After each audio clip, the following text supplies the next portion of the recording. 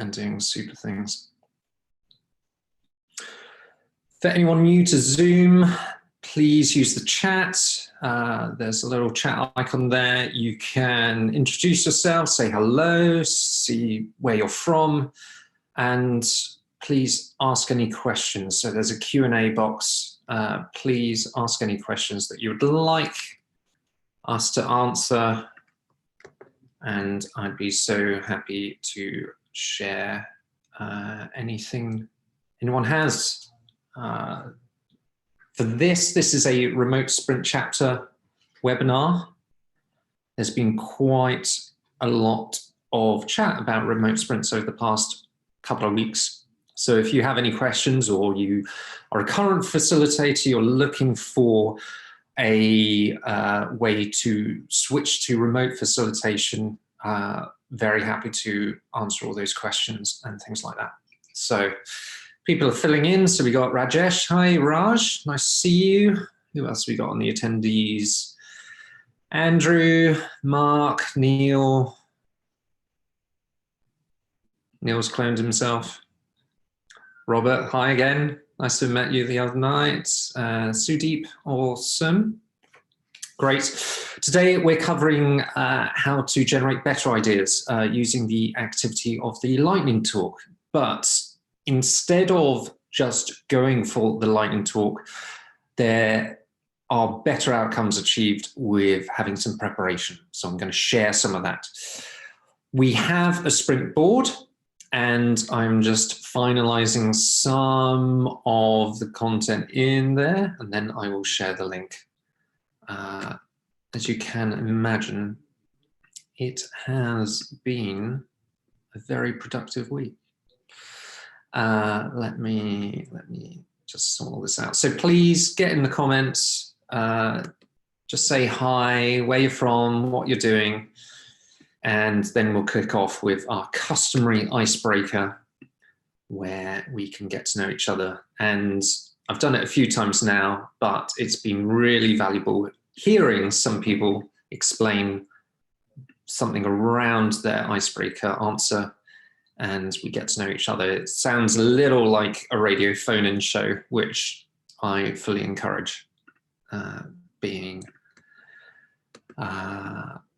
married to someone who used to work at the BBC, actually. So please say hi, use the Q&A, get them in early, just in case we run out of time. And I will share my screen very shortly. And if anyone has never used Mural before, or Miro, or any other kind of online whiteboarding tool, this would be a good primer for that. So I'm very, very happy to share what that looks like. So let's start sharing the board. Top tip for anyone using Mural and others: lock everything down before you invite the team. Otherwise, things start moving around pretty quickly. And if anyone from Mural watches this, please can you add a lock everything button, because just selecting and locking doesn't always work. Great, okay, I am willing to share this. So anonymous link, copy that, and let's put this in the chat. Okay, who have we got on the chat? Good, okay, here's the link, and off we go. So get over to that. I am going to start sharing my screen so you can, well, first of all, see a mess on my desktop. My word, I need to sort that out. Okay. And we are going to go to the top left. I'll summon you all over. And we're going to do our icebreaker. So for the next few minutes, what was the last time you struggled to get motivated to work on something? Anyone new on Mural? can just drag in some Post-it notes here. You copy and paste them, you can do whatever you want. So let's move that over there. Get rid of some of these things. And yes, what was the last time you struggled to get motivated to work on something? I'm going to add 3 minutes here. Start getting people in. Okay, I saw a Q&A, so let's, oh, you don't want to see that. Let's try and, there we go. Let's have a look at that. So Q&A, I'm running a remote design sprint next week. First one, any tips to make the storyboarding part easier and more entertaining? Great question, and fantastic that you're running a remote design sprint. There are a number of people I've talked to over the past week where their future design sprints have either been cancelled or they're considering cancelling them because they're in person. Company travel work policy might have dictated that that's not going to happen, or you might be remote already. I know a number of companies are starting to enforce a remote from a remote home situation from Monday. Some are doing it today. So any tips to make storyboarding part easier? So the storyboard is the part where you create the different parts of the prototype and you start filling that in. To do that remotely, first of all, you'd think, okay, we need to sketch within the online whiteboard, which you can do.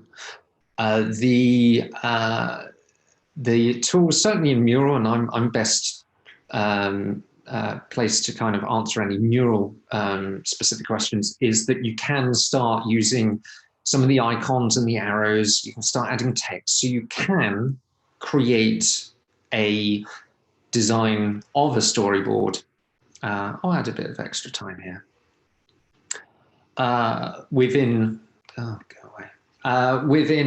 the context of the online whiteboard, I would do two things. Certainly with a group of around 7 or 8, just following one person remotely starts to get a little tedious for everyone else. And they just want to know, hey, when can we, contribute? When can we do that?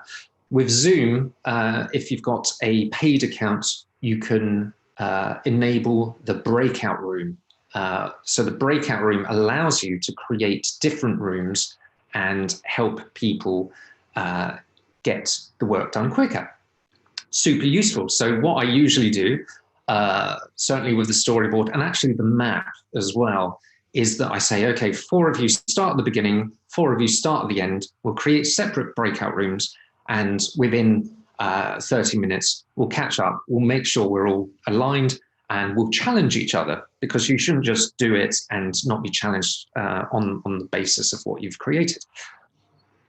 So you can do it with creating shapes and styles straight into Mural. What you can also do, let's add just 1 more minute because I know people are working. What you can also do is individually sketch on paper and pen, take a photo, upload that, and use that as a basis of the storyboard segment. You can use that as kind of best ideas, quickest, they always say the quickest way to get something from your head onto an interface is best. And certainly those moving to remote sprint environments, they might still be comfortable with the paper and pen kind of thing. And you can sketch segments and upload them and just use them as photos. So you could start with that. You could start adding photos of sketches and then working on top of those. So that's something I'd advise. The last thing to fully answer your question is that and we'll cover this more in the switch to remote workshops webinar in a few weeks' time, is that I find it's best that you set up a framework. Just like we've done today, we've got a framework to guide the workshop. I would do the same with your sprints. And certainly if you're looking at the remote sprint live web class that we've got in a few weeks' time, you'll get all the tools and kind of practice to get going on that. Hope that answers your question. Very happy to answer any more as they come up. So let's just summon everyone just to make sure everyone's here. Good. So we've got a few. Please let me know in the comments if you would like to verbally share what you've written. Otherwise, I will just kind of share and just say what you've done. Maybe we could find some antidotes to some of these solutions, some of these problems. You could use a note and vote or lightning decision jam to take these as problems. You could reframe them as how might we's, and then you can make solutions. That we've covered a few of those kind of formats, but I'm reminded that some may be new to the sprint and some may have not got the reps in doing some of this. So I'm tempted to put in more webinars to help with, you know, starting using design sprints and strategy sprints and those kind of things. So maybe in the comments, let me know what kind of webinars or training or upskilling you would like to see in the future. Cool. Right. So let me know in the comments, in the chat, if anyone wants to share any of what they've written. Let's just cover some of those comments. So Raj, you're searching for a remote sprint mural board template. Do you have any reference? I've got one in the remote sprint live web class happening next month. That's when we'll have one available. And I do have pretty good connections with Mural, so maybe we might be able to magic a template up that's available to all. But for now, I've got a template and I'll be sharing that with the class next month. So yeah, stay tuned. Maybe we'll share some of the content that we follow. I need to slow down. Yes, sorry, Vasilis. Do you mean verbally or on the whiteboard? For anyone new, let me just summon in anyone that's here. There we go. So we've got 17 people on the board. Let me just share. There we go. There's the link again. So let me read off some of these, and just to extend, you can double tap, double click into a Post-it and say what you want when you're working on something I'm not interested in and made it my own. There's a drawer on the left-hand side where you can click and you can find Post-it notes, and then you can drag them in. I may do a primer on using Mural. If that's useful, let me know in the comments. Cool. You've noticed I've slowed down, hopefully. Okay, let me read some of these out. And thank you, whoever's cleaning them up. That's super useful. So when the business decided to reorganize, yes, maybe that was a discussion or an action made that wasn't involving the whole company. We know in the sprint that we can't just dictate what needs to happen, we need to work together. And that's probably something that needs to be done. Actually, I know as a pro move, you can move these around better. Working on something you're not interested in. Oh, that's one I wrote. When I didn't believe in the logic of the activity. Oh, that's a great one. So you didn't believe in why we were doing this. That's awesome. Would you speak up? And if you're not speaking up, how are people going to understand that maybe you're not engage because you think there's a better way. We're often taught as facilitators not to be the cleverest person in the room. But sometimes I think if you are able to add something that would enable people to do their best work and you're helping, I don't think you should stay quiet. I think you should speak up. Or ally with the decider.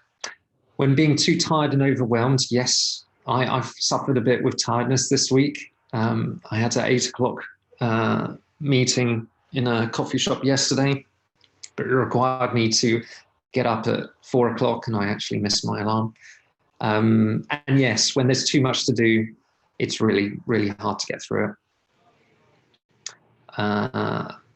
What else? When the mission vision was not that clear, that's a great, that should overarch everything. Why are we doing this thing?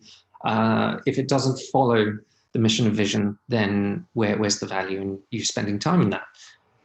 Due to sickness this week, sorry to hear you're sick. That's super not anything anyone wants. I hope you're on the mend.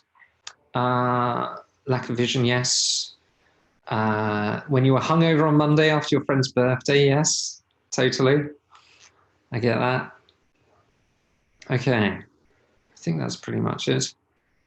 Great. And yeah, if you want me to repeat anything or I'm going too fast, please let me know in the chat because I'll try and cover it as much as possible. Okay, everyone hear me okay? Everything good? If so, I will continue with the next activity. Unless anyone wants to explain anything or share a bit about what their contribution was. All right, what have we got here? All good till now, Sadiq. Okay. Does that mean you're happy so far? Continue on. Great. Okay. So, all good, Vasilis. Great. Okay, so let's get going. So I'm going to talk about the remote sprint chapter, what it's here to do. It's just on the right-hand side. I'm just going to scroll over. And this is what it's all about. So let me summon you all so you know where I am. Okay, so the idea of the sprint chapters was a way to extend the Google Design Sprint to a greater area. Every year, Google would run a sprint conference. They can't invite everyone, and it was only one time in the year. So with the chapters, we're able to have a more regular conversation, communicate best practice, introduce new people into the design sprint, and just support each other. So there is a sprint Facebook group.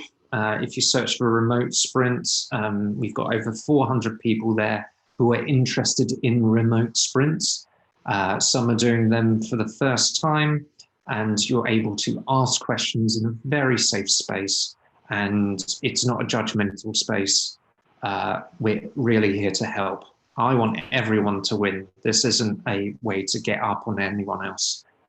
It is a super useful format where we can share. And certainly over the next few webinars, I'm inviting people to help co-host these so you start hearing from more people doing this kind of work and not just me. So what the chapter seeks to achieve is creating community and enabling the development of expert practitioners. How that looks in these kind of webinars is that I show a part of the global view of sprints, and I also kind of introduce an activity that maybe you're encountering. And over the next few webinars, we'll be approaching subjects like switching from in-person facilitation to remote. Some of you are doing that for the first time. Some of you will be wondering, How do I set the agenda? How do I make sure that people can follow me and they engage? How can I ensure what I think is a high quality in-person workshop, how can that happen in a remote context?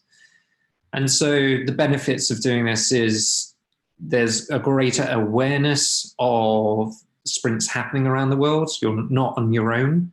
There's a lot of resourcing. There's a global sprint kit website, which kind of helps you understand some of the activities, including today. And it's an ability to connect people. So please do get to know everyone on the chat, and please do join the Facebook group at the end, and then we'll kind of share when the next webinars are. And over time, I hope that you'll learn some new things. And if not, please feedback. I just want to be as valuable as possible to this community. So please ask any questions in the Q&A, and I will do my very best to answer them. Great, okay, let's move on to the subject of today's session. So the subject, let me command you all here. Okay, so the subject of today is about generating better ideas. We know that the design sprint is best used to work up risky ideas, because the benefit of running a design sprint is that you can imagine the future and get answers within a week. So if you have a new product, you can decide and understand, prototype and validate or invalidate that idea before investing a lot of time, a lot of money into making the actual product. And so within a week, you can get a very good idea of whether this is a concept, a product, a service, a process improvement, a supply chain change, some kind of HR function. You can get answers within a week. That is what the design sprint is all about. The lightning talk is a part of the design sprint, which is really the research part. What we use them for is you get to inform the rest of the team about what they need to know. And it's a powerful opportunity to build ownership. Everyone has been selected to play a role in the design sprint. And depending on your goal, you want to hear and get the most informed opinion so that you can create your how might we's. You can then continue with the next activities, and you're raising the level of how you could solve this problem. What that practically looks like is that each lightning talk should last 10 to 15 minutes. It is lightning. Anything longer than that wouldn't be a lightning talk. And it should cover some key topics. And this is where it's quite different to maybe if your curriculum is from the sprint book, or whether you've looked at a different flavor of design sprint. This is where lightning talks are quite a different way of approaching this research part in the sprint. The reason that you can have better ideas within using these lightning talks is that you do some homework. Most of the design sprints that I've done up until 3 months ago, the lightning talks would happen within the design sprint, and there would be no preparation done before that time. So we'd allocate 10 to 15 minutes to find something to share and then share it. And the problem with that is that you pretty much only are sharing either a competitor analysis or an inspiration piece. or you're sharing a previous project or product or service. They're the usual kind of parts of inspiration that you would bring to a lightning talk or demo. What's great about what the Google Design Sprint has kind of helped in terms of guidelines is that they've set some kind of key topics that the key members in that sprint team can help share. So depending on the industry or field, they can be much more valuable. They can get people to really get a understanding of the challenge, and it helps guide the how might we's so that you can start answering some of those key questions before the end of the week. So, of course, as you're designing the sprint agenda, you can determine what topics are relevant. You can identify speakers and explain the scope. You can consider creating some kind of thing to share. Maybe you need to visually share something, and you can kind of share that within a context of a mural board. And you can then follow up with each presenter before the sprint week and just make sure that they are prepared. There's a difference of opinion. I do like the idea that there's no homework and you just turn up on day one and you start participating in the design sprint. However, I do think that the most powerful sprints are those that are executed well and are taking risks and are solving the key problems. And I think some homework, either in problem framing, which we'll encounter in the next few weeks, preparing lightning talks, selecting the right team, there is a bit of preparation. And I think preparation is not a bad thing. It's going to enable you to get greater outcomes if you prepare well. So let's swing down over here. And I'll talk about some of those lightning talk structures, and then we'll go into Q&A, because no doubt a lot of people here will have some questions, either about the lightning talks, about the design sprint itself, or about working remotely using tools like Mural and that kind of thing. So very happy to answer those.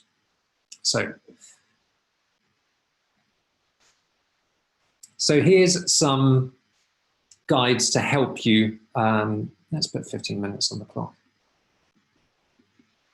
Great.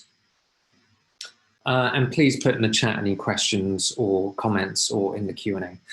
So the best way to structure a lightning talk is to assign different topics to different people. That means that you won't be talking about the same thing, and that each person will be really reaching the best of their ability of what research or what contribution that they need to make. So preparing references to draw from can be really useful. The remote sprints that I've done, people are dragging photos in, linking them to an article so that they could screen share them. And really it's an ability to share what you know and do it in a way that people can follow and understand.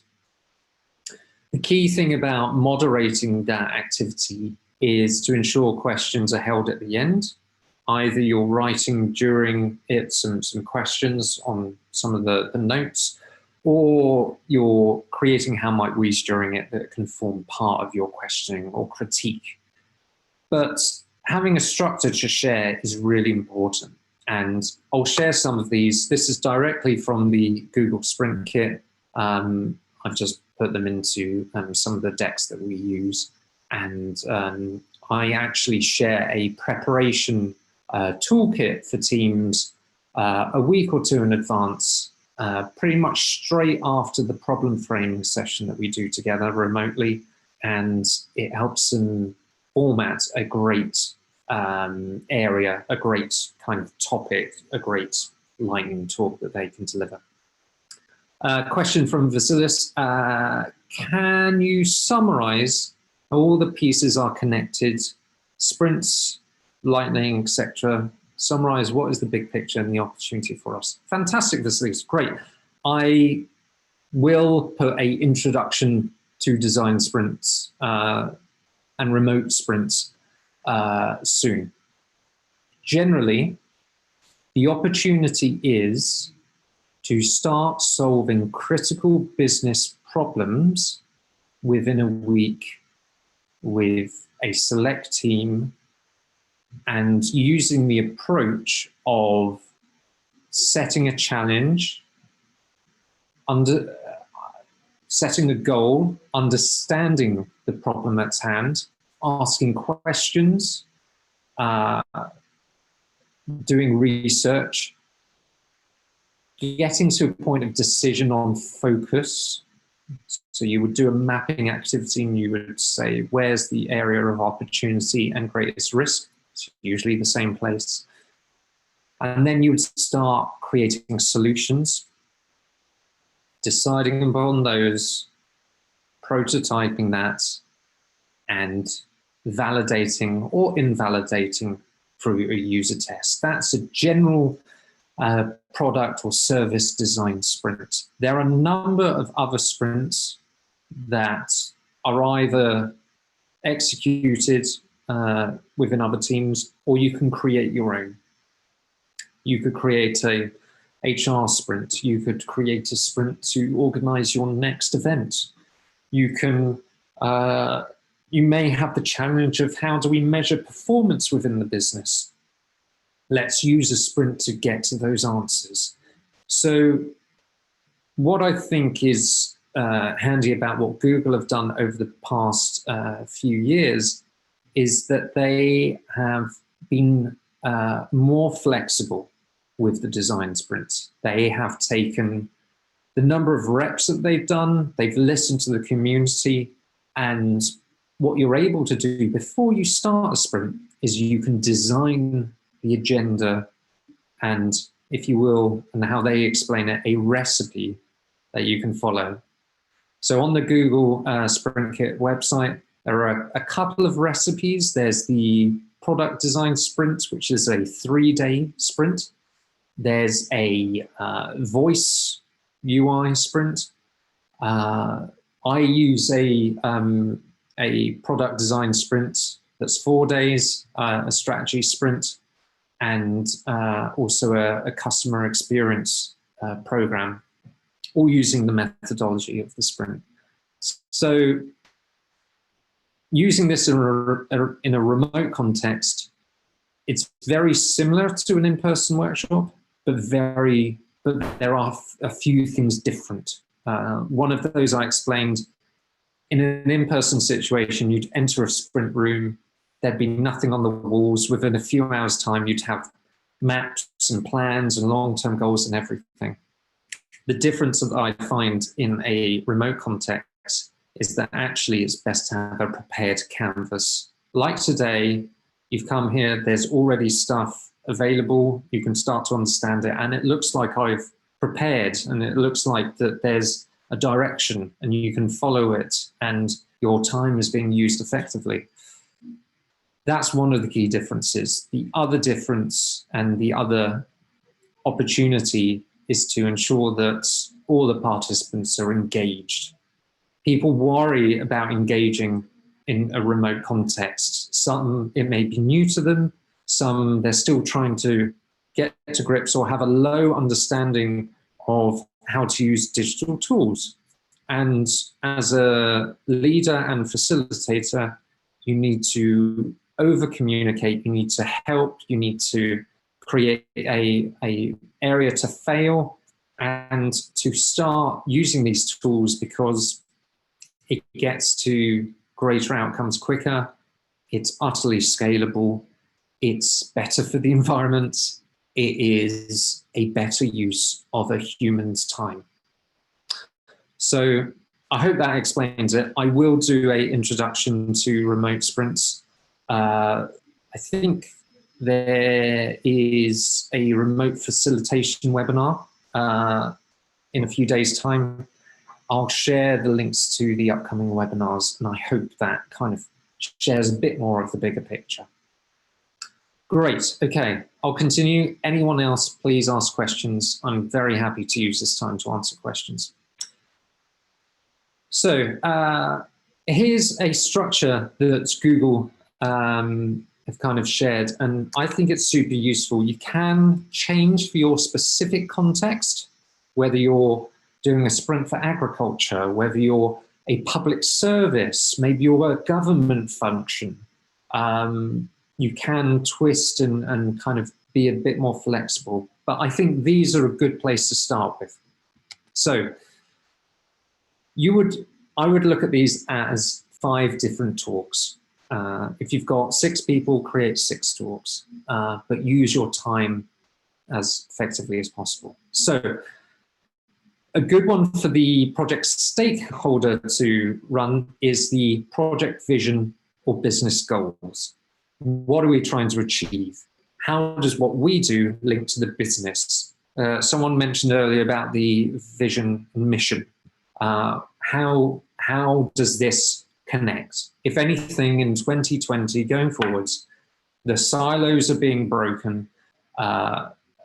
The company hierarchy is being compressed. Sometimes in some organizations, a whole level of management is being removed because the business has to respond quicker than ever before.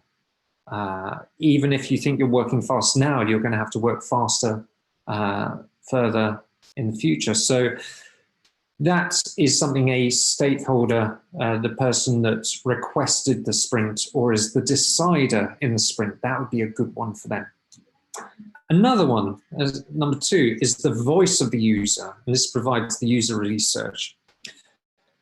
In a few sprints that I've seen, often the Ask the Experts round, a customer or a user is invited to that first hour. They are super useful because you start becoming more human-centered in your thinking and in your process and in day one.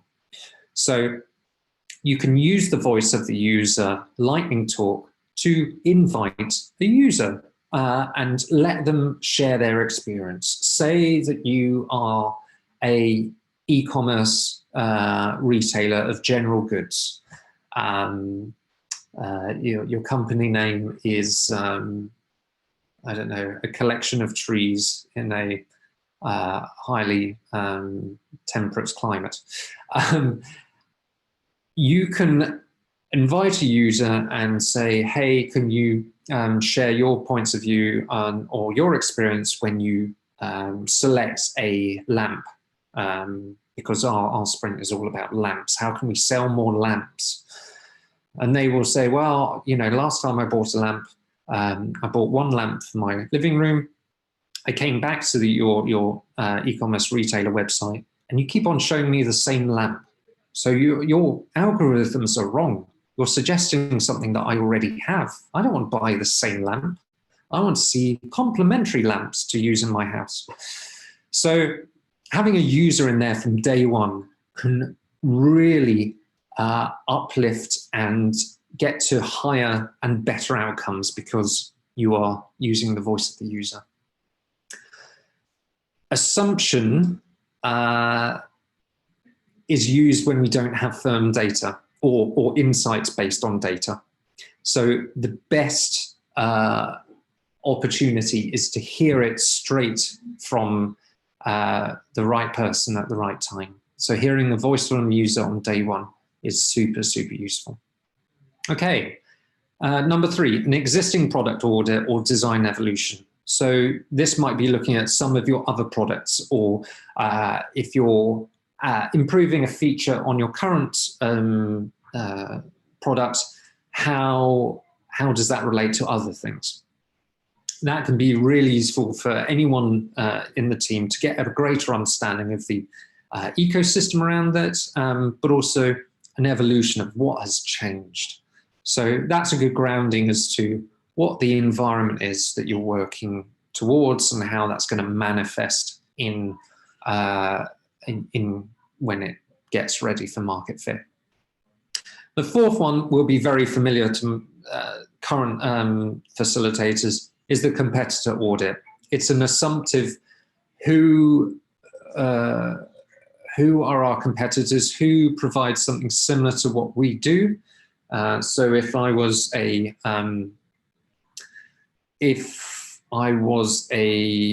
company that sold fire alarms online, I would look at other companies that also sold fire alarms online and see what we could learn from that. So that can be used as inspiration, but also identify the strengths, weaknesses, opportunities, and threats, which may be familiar to some of you. So competitor audit, what can you be inspired by? Similar, quite different to the existing product audit, which might be looking at previous projects, maybe failed projects, maybe those kind of things. And then fifth, technology considerations and opportunities. The point of that is that I find it incredibly valuable when there's one tech lead within the sprint, especially in the context of doing a product design sprint. Reason being is the few that I've run with a tech lead in them, we would be talking about the possibility of this, that, and the other. We'd be creating solutions, and they would pipe up and say, we actually have some of these solutions within the business. All we need to do is tie them together. Those have been based on the sprints where we were delivering an outcome that would go to an executive board to sign off on the investment. So that if we had existing technology, the investment is much lower than if we had to create everything from scratch. Also, technology considerations are linked to the customer experience. If we want to capture data, how does that relate to GDPR?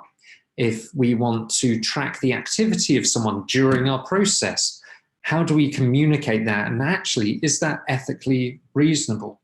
So it is a useful and superpower to have an engineer or technology lead in your sprint, if it is of a product or digital nature. So those are the kind of areas that I would look at.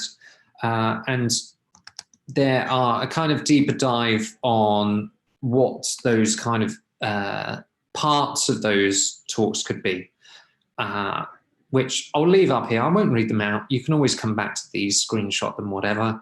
They are on the Google Sprint Kit website. But you know, for project vision, what's the business opportunity? Some of the questions that you can ask, voice of the user, existing products, competitor audit, and technology. So all three key areas, plus the two additions.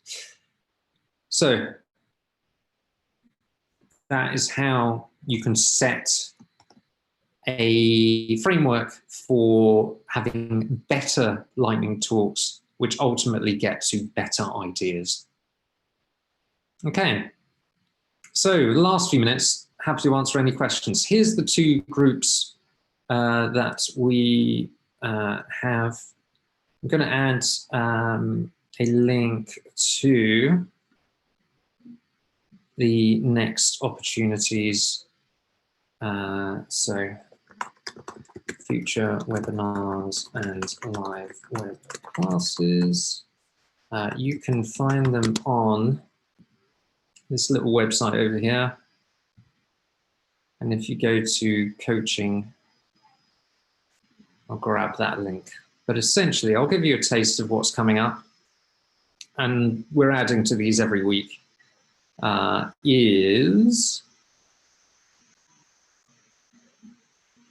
So today we've done how to generate better ideas. We're also going to do Ask the Experts. How do you save a bad remote meeting? We've got remote facilitation. That's a free webinar. How to switch to remote workshops.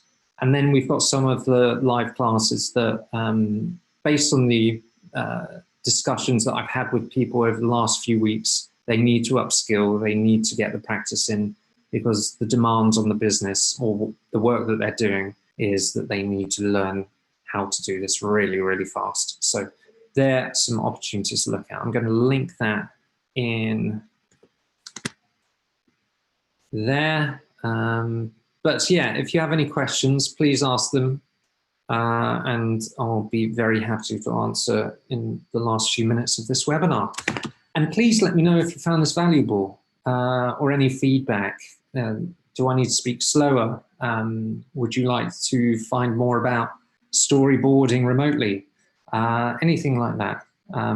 So please do ask them. I'll put in some greens. And if you found this valuable, please let me know too.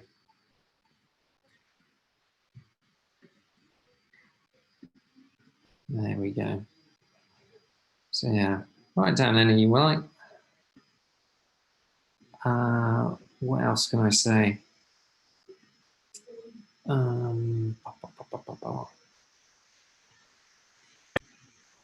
Yeah, a few teams have asked me about consulting and coaching on a more one-to-one basis. I'm very happy to work out what that looks like. Let me put in my email address, because I do just want everyone to thrive and kind of help and get a little more attuned to remote work. It's something that I've been working on over the last year and a half now. It's been a kind of big passion project of mine, because I honestly believe this is the future. I remember having a podcast with Robert Scrobe, who does the GBDS work, and we were both in agreement. This is the future. We can't. There is a lot of love for doing work in person, and for utter scale and the ability to move this onto a product backlog, to be able to get our computers to do a lot of the work, freeing us up to lead and to make decisions. I really do think that remote sprints are a fantastic alternative. It's a pure alternative. I talked earlier about the massive environmental cost of getting everyone in one place. There is one team that I work with where they do actually, no, there's two teams I work with where they do get everyone to one place once or more than once a month. And the entire reason for that is to share and collaborate. We can do that online now. So I'm happy to beat that drum. And I think the fears that people have in remote work is that they're not used to it. It's brand new, and it's a challenge to learn something new, especially when your environment, whether you're in a big business or on your own, you're more used to working with people in front of you. So it is a shift. It's a total shift. But I'm so happy to kind of share examples. If this is your first time doing something like this, you need to build up the practice. It's the pure way that we learn, is building up reps. We're not born with all this stuff. We have to learn it and do it. Right, let me answer a few questions that I've found.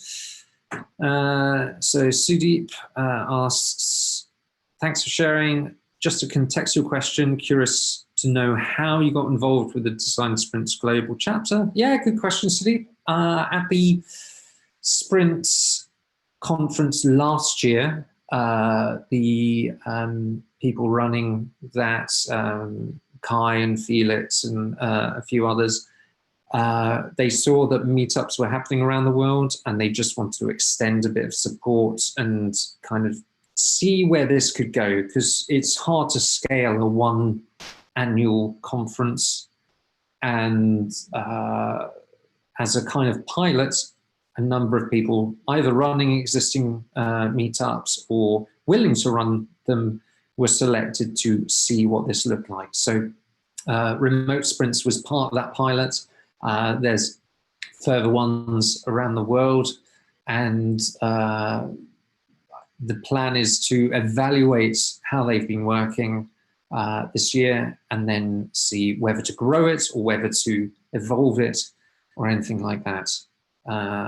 You must know that anyone within Google that works on the design sprint methodology, they do this in their spare time. It's a volunteer effort. So it is one that scales better with more people available to help. So yeah, I just put my hand up and said, hey, I'll try this out. There is there's a number of in-person ones with my my passion around remote work.